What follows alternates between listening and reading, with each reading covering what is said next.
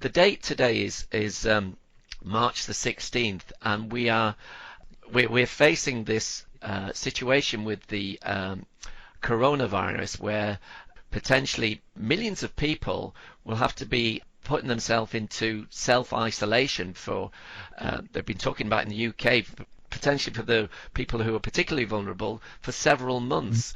What advice would you, in a very general sense, would you give to people about cultivating a practice of solitude? I'm sure many people who will be in this situation will have had no experience of meditation or whatever. I was just wondering, in broad terms, what advice or any thoughts you could give.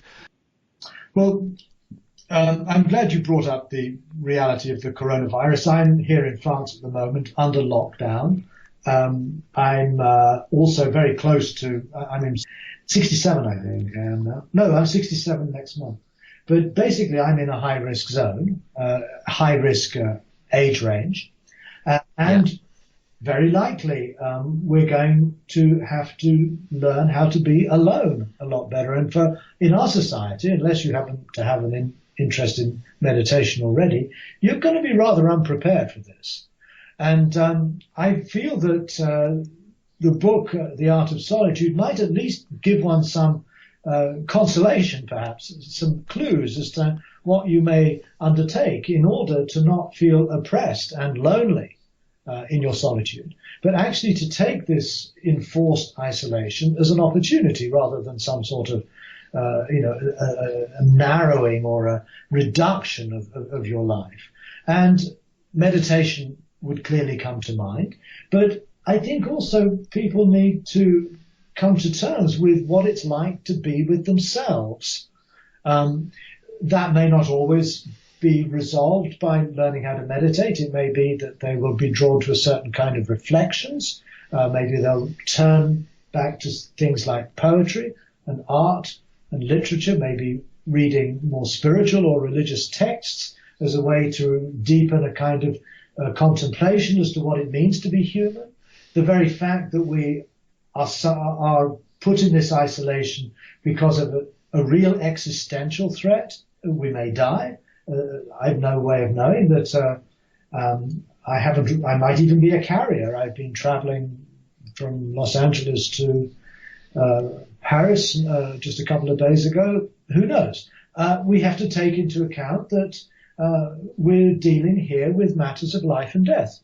And that, I would suggest, can be, again, a very deepening, a very enriching reflection, if we have the capacity to not be freaked out by it or to be hopelessly, driven towards some kind of distraction, watching TV all day or whatever.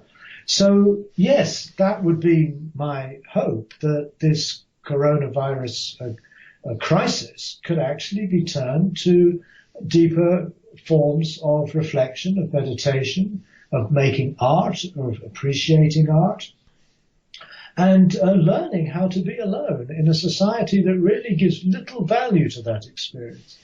This will provide us, hopefully, with a great opportunity. And curiously, I've been approached the other day by the BBC World Service to be interviewed about this book in order to help people live in isolation and quarantine. So the idea is already in the air.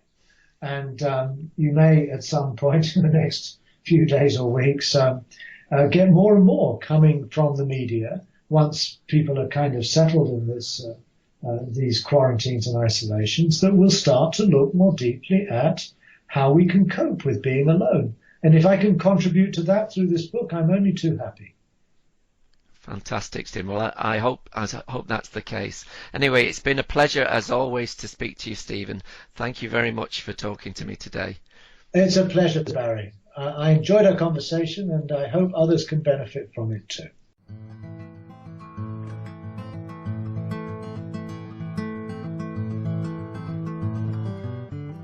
You can find out more about Middle Way philosophy at www.middlewaysociety.org.